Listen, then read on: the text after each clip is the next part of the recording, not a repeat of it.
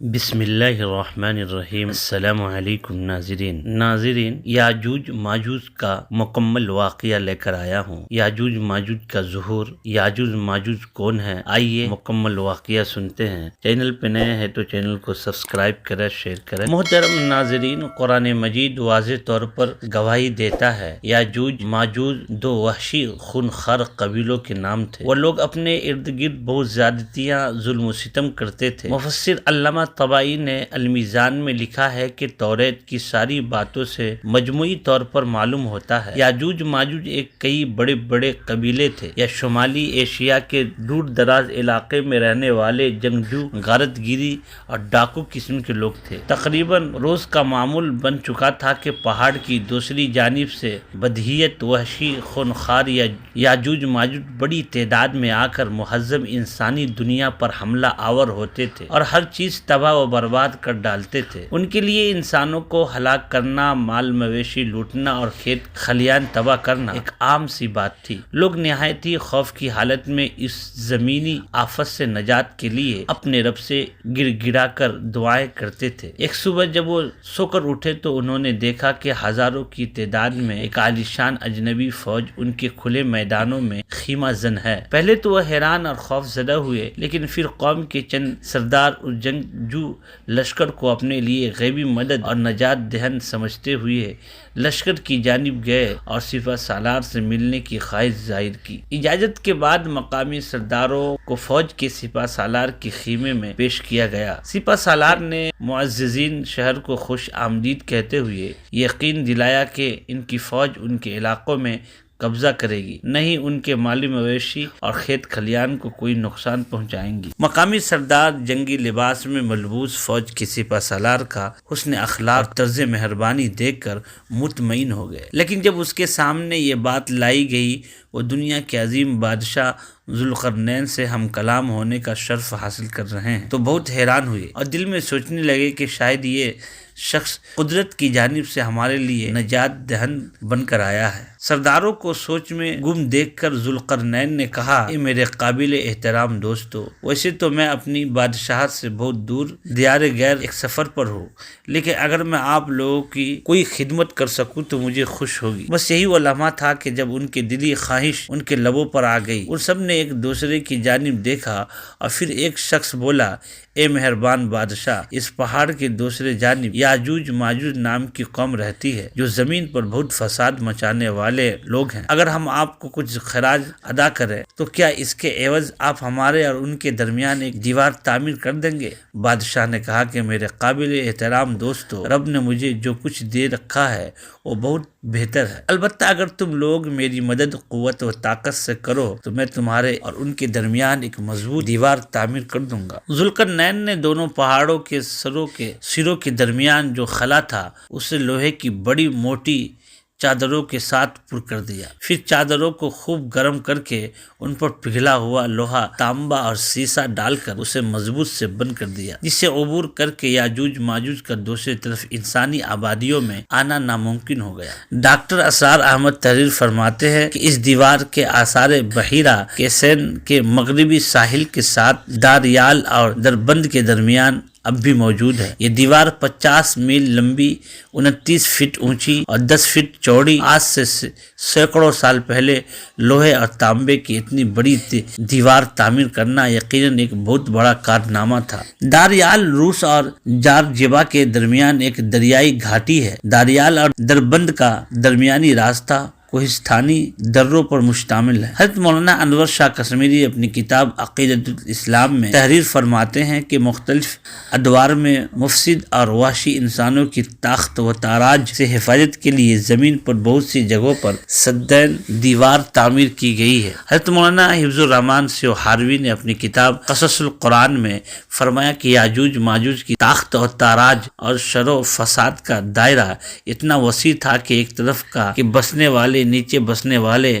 ان کے ظلم و ستم کا شکار تھے تو دوسری طرف تبت اور چین کے باشندے بھی ہر وقت ان کی زد میں رہتے تھے۔ انہی یاجوج ماجوج کے شر و فساد سے بچنے کے لیے مختلف زمانے میں مختلف مقامات پر متعدد دیواریں تعمیر کی گئی ہیں۔ ابن کثیر نے البدایہ والنہایہ میں لکھا ہے کہ واثقہ باللہ خلیفہ عباس نے سد ذوالقرنین کے تحقیق کی غرض سے ایک جماعت کو روانہ کیا، جس نے اپنی تحقیق کے بعد بتایا کہ یہ دیوار لوہے سے تعمیر کی گئی ہے، اس میں بڑے بڑے دروازے بھی ہیں، ان پر قفل پڑا ہوا ہے اور یہ شمالی مشرق میں واقع ہے۔ حضرت مولانا سید انور شاہ کو کوہ قاف کی سد کو ترجیح دیتے ہوئے فرمایا یہ سد ذوالقرنین کی تعمیر کردہ ہے۔ اہل یورپ اور شمالی دیواروں میں سے کسی کا موجود ہونا یا یاجوج ماجوج کا راستہ بند ہونا تسلیم ہی نہیں کرتے۔ اسی بنیاد پر بعض مسلمان مورخین نے بھی یہ لکھنا شروع کر دیا کہ قرآن و حدیث میں یاجوج ماجوج کے خروج کا جو ذکر ہے وہ ہو چکا ہے۔ بعد نے 6 صدی ہجری میں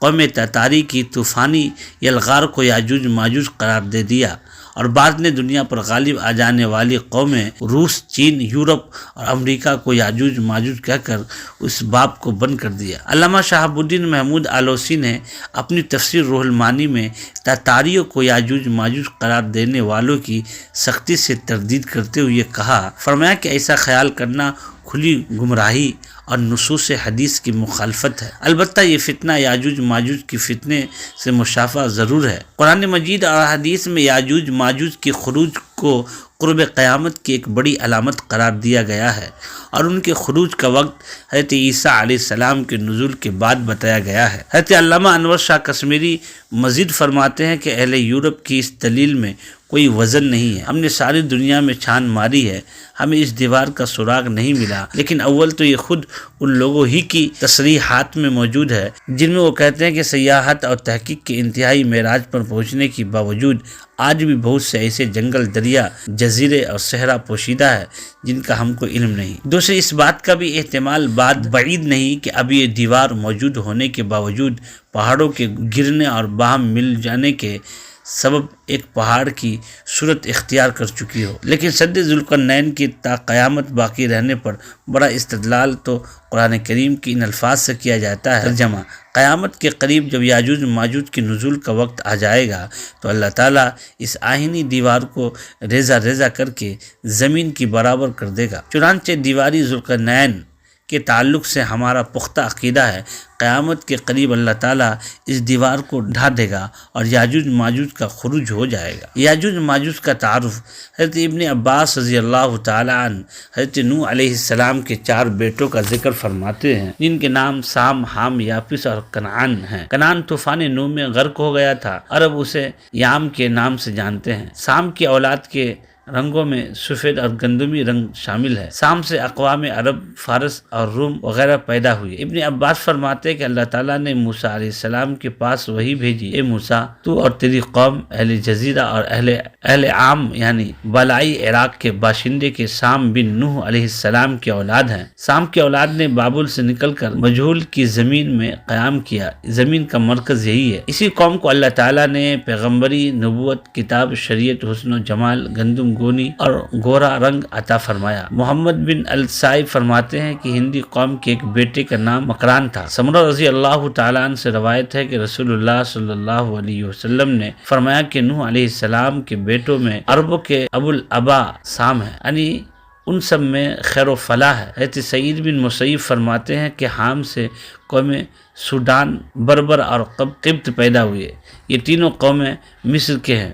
حام کی اولاد کی رنگت سیاہی اور اوپر کچھ سفیدی مائل ہے جو حبشی نسل ہے۔ یافس بن نوح علیہ السلام سے ترک و ہمقالیہ اور یاجوج ماجوج کی قومیں پیدا ہوئی، ان کا رنگ سرخی مائل سیاہ ہے۔ تو اللہ تعالیٰ کے حکم سے دیوار ٹوٹ جائیں گی۔ حضرت ابو ہریرہ سے مروی ہے کہ رسول اللہ صلی اللہ علیہ وسلم نے فرمایا، یاجوج ماجوج دیوار ذوالقرنین کو ہر روز کھودتے ہیں۔ جب وہ دیوار میں شگاف ڈالنے کے قریب پہنچ جاتے ہیں تو ان کا نگراں ان سے کہتا ہے کہ اب واپس چلو، کل ہم اس میں سوراخ کر دیں گے۔ ادھر اللہ تعالیٰ اسے پہلے سے زیادہ مضبوط اور ٹھوس بنا دیتا ہے۔ اگلے روز یہ پھر کھودنے کے کام میں مصروف ہو جاتے ہیں، چنانچہ یہ روز کھودتے ہیں اور اللہ تعالیٰ درست فرما دیتا ہے۔ یہ سلسلہ یوں ہی چلتا رہے گا یہاں تک کہ ان کے خروج کا وقت آ جائے گا اور اللہ تعالیٰ ان کے کھولنے کا حکم فرما دے گا۔ اس روز جب کہ دیوار کے شگاف کو آخری حد تک کھود ڈالیں گے تو اس دن ان کا نگراں کہے گا، انشاءاللہ ہم کل اسے پار کر لیں گے۔ حضرت صلی اللہ علیہ وسلم نے فرمایا جب وہ اگلے دن لوٹ کر آئیں گے تو اسے اسی حالت میں پائیں گے جس حالت میں چھوڑ کر گئے تھے، پھر وہ اسے توڑ ڈالیں گے اور باہر نکل کر لوگوں پر ٹوٹ پڑیں گے، سارا پانی پی جائیں گے، لوگ اسے بچنے کے لیے بھاگیں گے، پھر وہ اپنے تیر آسمان کی طرف پھینکیں گے، تیر خون میں ڈوبے ہوئے واپس آئیں گے اور وہ کہیں گے کہ ہم زمین والوں پر غالب آ گئے اور آسمان والے سے بھی ہم قوت و بلندی میں بڑھ گئے۔ پھر اللہ تعالیٰ ان کی گردنوں میں ایک کیڑا پیدا کر دے گا جس سے وہ ہلاک ہو جائیں گے۔